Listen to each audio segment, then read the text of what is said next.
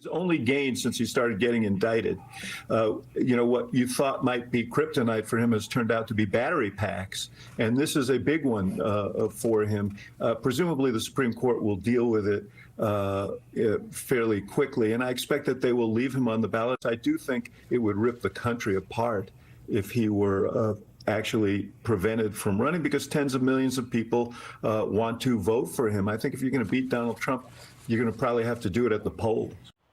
Former Obama senior advisor David Axelrod there warning dumping Trump from the ballot would, quote, rip the country apart, as Trump's legal team could file challenges against Colorado and Maine as soon as today after both states disqualified him from the ballot. Monica Crowley served as Assistant Treasury Secretary under former President Trump and joins us now. Happy New Year, Monica. What is your read on this? And if you were an advisor to Trump's legal team right now, what would you be telling them? Well, good morning, Griffin. Happy New Year.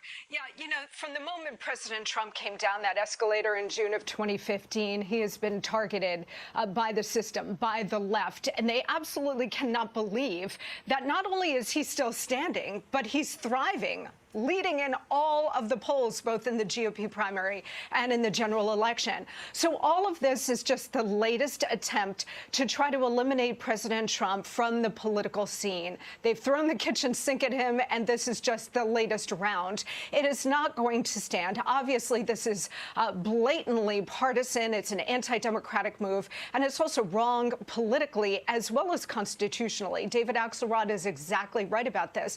So I do suspect that the Supreme Court is going to move to throw out all of these attempts and allow President Trump to be on all of the ballots. But remember, Griff, the process for the left is the punishment.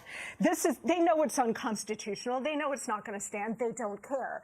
They simply want to continue to harass this man, to try to weaken him, distract him, and drain his resources. That's what all of these legal attempts are about. And it's about what Jack Smith's cases are about. All of the fake impeachments, all of the fake indictments.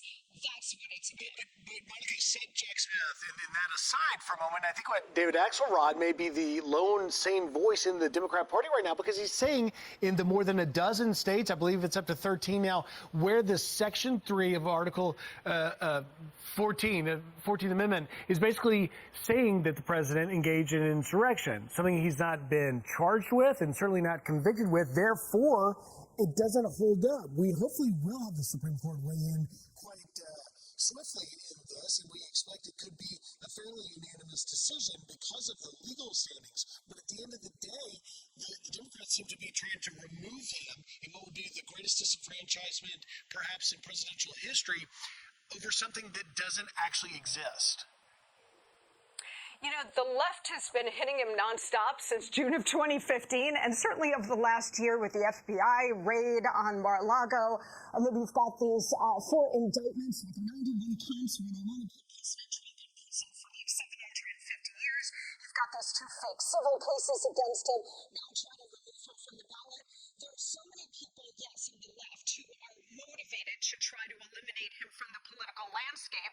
But you also have now people on the left like David Axelrod, but also like Gavin Newsom. You've got some big leftist legal scholars who are saying the 14th Amendment does not apply in this case for a whole variety of reasons. He was never charged with insurrection. He was never even accused of it, except in a political context, but not in a legal one. So you have voices on the left who are now seeing, Griff, that this is rocket fuel to President Trump, that his numbers have gone up, not down, and like a superhero, he has been strengthened by this, and now they're realizing it's backfiring on them big time. We'll see what happens. We'll see what the Trump legal team does and what the Supreme Court may or may not do in the coming days, hours, weeks. We'll see where it goes. Monica Crowley, thank you very much for taking time.